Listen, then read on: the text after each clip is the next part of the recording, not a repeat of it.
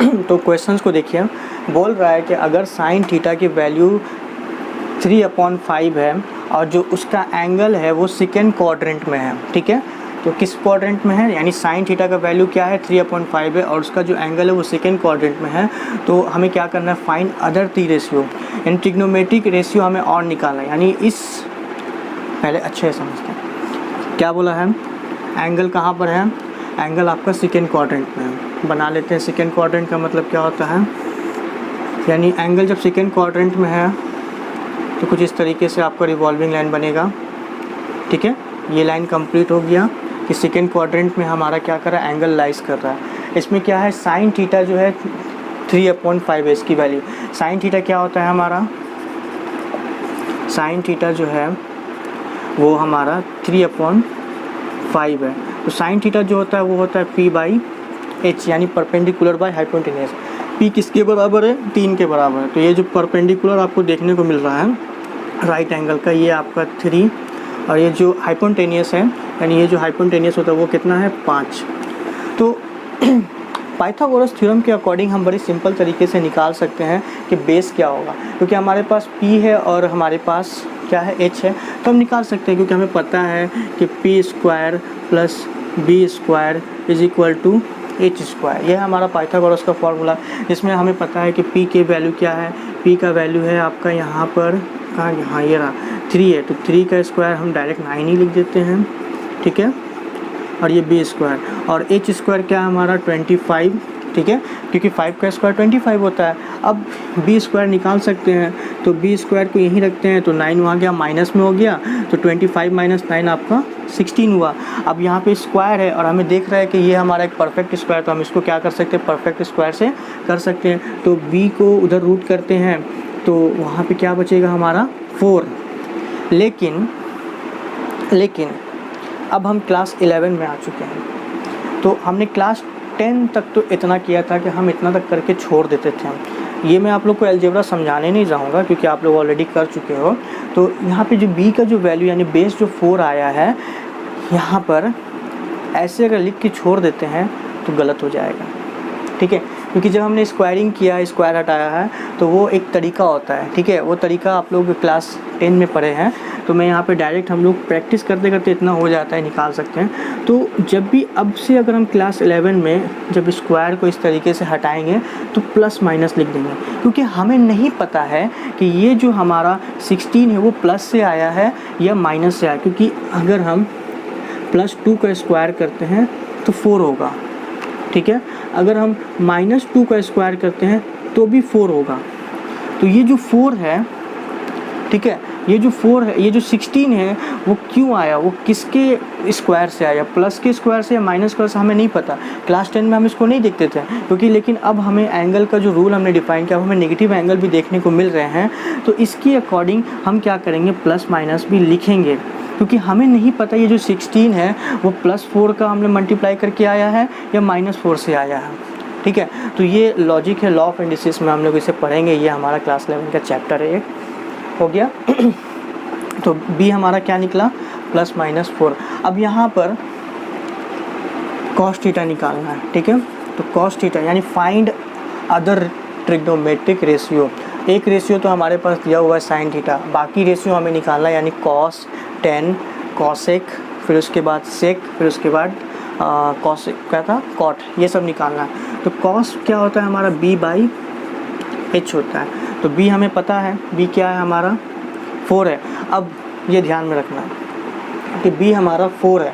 अब यहाँ पर हम B को प्लस लिखें या माइनस लिखें, प्लस वाला 4 ले या माइनस वाला 4 ले।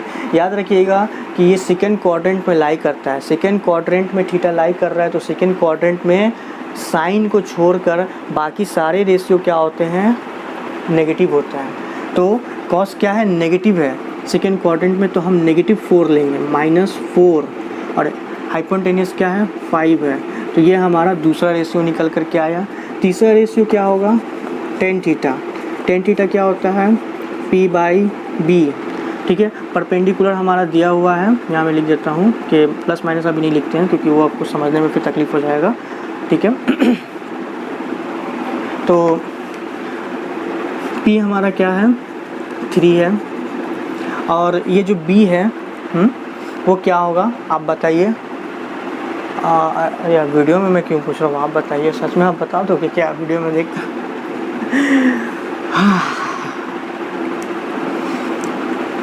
फिर से वही बात दोहरा रहे हैं, साइन को छोड़ के बाकी सब नेगेटिव होता है, तो हम यहाँ पे जो बेस है वो नेगेटिव लेंगे, क्योंकि यहाँ पे टेन थीटा है तो टेन थीटा आपका नेगेटिव होना चाहिए, ठीक है, नेगेटिव वैल्यू आनी चाहिए। तो नेगेटिव वैल्यू का मतलब क्या होगा, -4, ठीक है।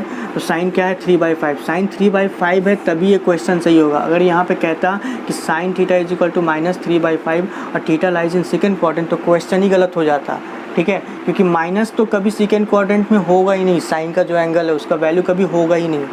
मैंने आप लोग को लॉजिक भी समझा दिया इसका ड्राइव करके। उसके बाद कॉस थीटा को अगर समझा, कॉस थीटा नेगेटिव है, सही है भाई, 10 भी नेगेटिव है, क्योंकि नेगेटिव है तो यहाँ पे हम यहाँ पे लॉ ऑफ इंडिसेस लगा देंगे, 3/4 हो गया, वो भी हमारा 4/5 हो गया। इतना बेसिक चीज़ तो सभी को पता है, इतना ज़्यादा नहीं डिटेल समझाना है। अब इसका रेसिप्रोकल हम फाइंड और रेशियो बोला है, तो साइन का क्या होता है कॉसेक, ठीक है, कॉसेक क्या होता है, cosec is equal to 1/sin theta. तो 1/sin थीटा क्या है, साइन थीटा हमारा है 3/5, ठीक है, सॉल्व करेंगे तो 5/3, समझ में आया। उसके बाद है हमारा कॉस, कॉसेक का sec theta is equal to 1/cos theta. तो 1 क्या है हमारा -4/5, ऊपर जाकर के क्या बना -5/4। 10 आप लोग खुद से निकाल लो, 10 निकाल के मुझे बताओ मत, अपना कर लो, ठीक है। वीडियो हो रहा है, वीडियो में पता नहीं आप कब देखोगे, 1 महीना 2 महीना 3 महीना, कुछ पता नहीं है, ठीक है। आप लोग अपना करो, जो फ़ायदा लेना चाहते हैं फ़ायदा उठाओ। इन्फॉर्मेशन भी बहुत अच्छे से आपको दिया जा रहा है, ठीक है। तो इसमें 10 का क्या लिखना, मैंने यहाँ पे 10 क्यों लिख दिया, कॉट होगा, तो कॉट जो होता है उसका उल्टा होता है, तो यहाँ पे माइनस है तो माइनस को लिखेंगे, 4/3, यही आपका आंसर हो गया, ठीक है। अब कुछ और क्वेश्चंस करेंगे फिर वीडियो को एंड करते हैं, ठीक है। तो स्टूडेंट्स आपको अब दूसरा क्वेश्चंस देखने को मिल रहा है, ये बेसिक क्वेश्चंस है। अब ये मत सोचना कि ये क्वेश्चंस मैंने बोर्ड पे लिखा है तो ये क्वेश्चन आएगा, ये बस आपको एंगल्स को समझने के लिए है कि जो आपने अब तक एंगल को जो ड्राइव किया उसको कैसे यूज़ करना है। यहाँ पे फिर उसी क्वेश्चंस की तरह आपको यहाँ पर देखने को मिल रहा है कि साइन एंगल थीटा क्या दे दिया, -3/5, यानी साइन का वैल्यू क्या है, नेगेटिव है, ठीक है। और एंगल जो है वो कहाँ पे लाई कर रहा है, इन दोनों के बीच में। हमें देखिए ये जो पाई दे दिया इसका मतलब क्या है, एंगल्स को रिप्रेजेंट कर रहा है सर्कुलर सिस्टम में, ठीक है। तो पाई की जो वैल्यू होती है क्या होती है, तो सभी को पता है 180 डिग्री होती है, ठीक है। और 3π/2 इसको भी निकाल सकते हैं, पाई की वैल्यू को वहाँ पे पुट कर देंगे, तो कर देते हैं साइड में उसको, ठीक है। तो 3 × 180/2, ठीक है। अब यहाँ से हो गया आपका क्या हो गया 90, ठीक है, यहाँ हो गया 270, ठीक है, 270 डिग्री। यानी थीटा जो है वो किस क्वाड्रेंट में लाई कर रहा, ये आपको बताना है। यहाँ पर इसको ध्यान से देखिए, ये जो होता है हमारा जब रिवॉल्विंग लाइन यहाँ तक आके रुक जाता है, ठीक है, तो ये जो एंगल बनता है वो हमारा 90 डिग्री, क्योंकि फिर यहाँ से एक एंगल हम लोग बना लेते हैं, ठीक है। तो 90 डिग्री, π/2 भी इसको कहते हैं। उसके बाद ये जो पूरा एंगल बनता है इसको हम लोग 180 डिग्री कहते हैं। यानी यहाँ से देखिए, ये आधा इधर से मत देखिए, 180 डिग्री। फिर ये जो एंगल बनता है यहाँ से आपका 270 डिग्री बनता है, और ये जब पूरा कंप्लीट रिवॉल्विंग लाइन कर लेता है तो 360 डिग्री बनता है। ये चीज़ पता होगा मेरे ख्याल से, आप लोग पढ़े हुए हैं, इतने भी नहीं है कि साइंस लिए हैं तो ये सब चीज़ नहीं पता होगा। तो सवाल क्या उठता है, मैं यहाँ पे लिख देता हूँ 180 डिग्री, 270 डिग्री और ये है 360 डिग्री, ठीक है। तो रिवॉल्विंग लाइन कहाँ पे है बोल रहा है, थीटा एंगल कहाँ पे बना रहा, थीटा लाइज कहाँ कर रहा, पाई से लेके, यानी 180 से क्या है 180 से बड़ा, 180 से बड़ा का मतलब 190, 200, 210 इस तरीके से 260, फिर बोल रहा है कि 270 से छोटा, यानी 270 डिग्री से आपको छोटा। मैंने सर्कुलर सिस्टम को क्या किया, इंग्लिश सिस्टम में कन्वर्ट कर दिया डिग्री में समझने के लिए। आपको इसको मैंने बोला ना कि जितने भी क्वेश्चंस आपको मिलेंगे सारे के सारे अब सर्कुलर सिस्टम में ही मिलेंगे, ठीक है। तो थीटा कहाँ लाई कर रहा है, 180 से और 270 के बीच में है, 180 और 270 के बीच में, तो थर्ड क्वाड्रेंट में क्या कर रहा है, थीटा लाई कर रहा है। अब जो रूल मैंने बताया है, थर्ड क्वाड्रेंट में टेन थीटा क्या होता है, पॉजिटिव होता है, बाकी साइन थीटा और कॉस थीटा आपका नेगेटिव होता है। ठीक है, all ratios positive, sine theta, tan theta, cos theta, यानी ये सब इनका घर है, ये इनका घर, ये पॉजिटिव रहेंगे। ठीक है, बाकी सब नेगेटिव रहेंगे। तो थर्ड क्वाड्रेंट हमने निकाल लिया, थर्ड क्वाड्रेंट यानी ये 10 का घर है। अब क्वेश्चन सही है, क्योंकि थर्ड क्वाड्रेंट में जब साइन थीटा होगा तो उसका वैल्यू हमेशा नेगेटिव ही आएगा। ठीक है, तो क्वेश्चन पे क्या पूछे, find tan theta and sec theta. तो हमारे पास क्या दिया हुआ है, sine theta is equal to -3/5। अब टेन थीटा निकालना तो बहुत ही आसान है। एक और भी तरीका जो हमने क्लास 10 में पढ़ा हुआ है ट्रिग्नोमेट्रिक रेशियो में, कि tan theta is equal to क्या होता है, sine theta by cos theta. Sine theta हमें पता है क्या होता है, साइन थीटा हमारा है -3/5। अब कॉस थीटा तो हमें नहीं दिया हुआ है, तो कॉस थीटा को हम लोग क्या कर सकते हैं, कॉस थीटा को हम लोग निकाल सकते हैं। कॉस थीटा मतलब क्या, 1 - sine square theta. Basic formula तो ये तो पता होगा ना यार कि sine square theta plus cos square theta is equal to 1। फिर उसके बाद हम क्या करते हैं, कॉस को यहीं रखते हैं और साइन को उधर भेजते हैं, नेगेटिव में गया, इतना तो पता होगा। ये सब चीज़ मैं बताया नहीं जाऊँगा जो क्लास 10 की बातें हैं, मैंने उतना बताया जिससे आपको क्लास 11 समझ में आ जाए।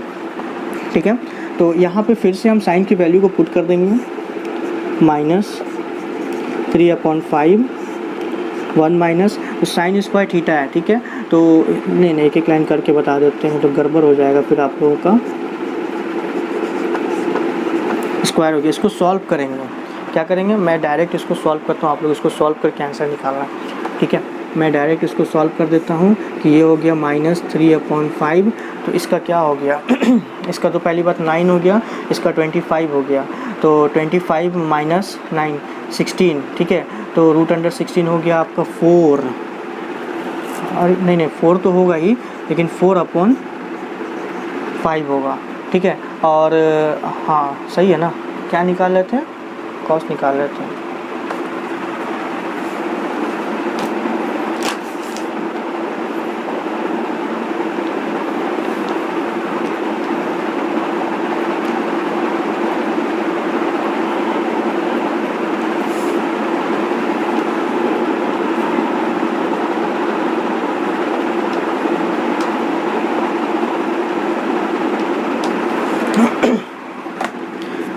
तो क्या निकाल लेते हैं, तो यहाँ से हमें निकल गया -4/5। ठीक है, तो ये हमारा माइनस कट गया, 5 भी कट गया, अलजेब्रा पढ़े हो ना। ठीक है, तो अब यहाँ से हम लिख सकते हैं 3/5। ये क्या निकल कर के आया, सीधा का सीधा टेन थीटा निकल कर के आया हमारा 3/5। ठीक है, अब जब ये हमारा 10 निकल गया, अब हमें क्या निकालना है, सेक निकालना है। सेक को हम यहाँ पे निकालें, दिखेगा तो सेक हम लिखते हैं, sec theta is equal to आपका हम इस तरीके से निकालेंगे, हमें पता है कि 1/ उसका रेसिप्रोकल होता है कॉस थीटा।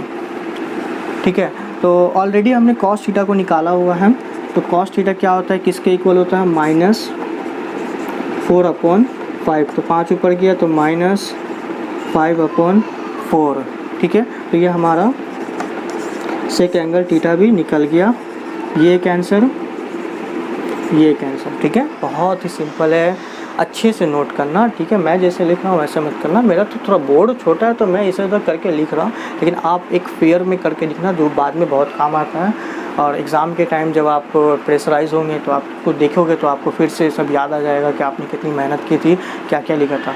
कैसे निकालना है, सिंपल तरीका है, सबसे पहले आपको एंगल देखना है कि एंगल किस क्वाड्रेंट में लाई कर रहा है। अगर ये थर्ड क्वाड्रेंट में लाई कर रहा है तो टेन थीटा यहाँ पे क्या है, पॉजिटिव है, तो 10 हमारा पॉजिटिव में ही आंसर आएगा, बाकी सब नेगेटिव में ही होगा। साइन थीटा नेगेटिव पहले ही बता दिया था।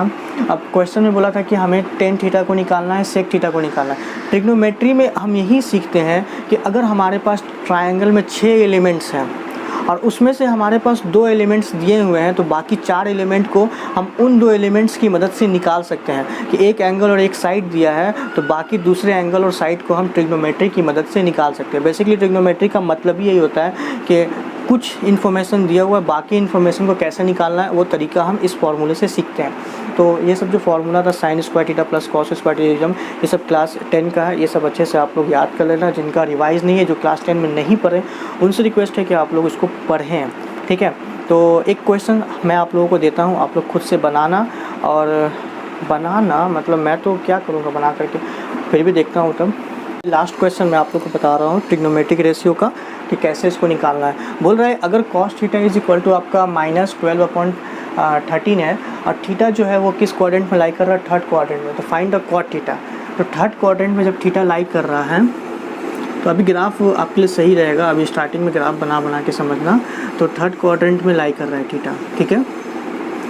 तो इसमें क्या होता है कि टेन थीटा पॉजिटिव होता है, बाकी सब नेगेटिव होता है, ठीक। यहाँ पे कॉस थीटा क्या है कि एंगल जब इसका थर्ड क्वाड्रेंट में है तो कॉस यहाँ पे नेगेटिव वैल्यू शो करेगा ही करेगा। अगर यहाँ पे माइनस का साइन नहीं होता और कहता कि ये थर्ड क्वाड्रेंट में लाई करता है कॉस एंगल थीटा, तो गलत क्वेश्चन होता, ठीक है। ये कॉन्फिडेंट के साथ आप बोलोगे।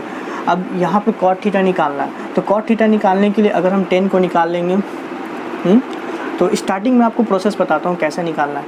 Cot theta is equal to क्या होता है, 1/10 थीटा। ये सब क्वेश्चन जो है ना प्रैक्टिस करते करते आएगा। मेरे लिए तो काफ़ी इजी है, लेकिन जो नए नए आते हैं उनके लिए काफ़ी हार्ड होता है।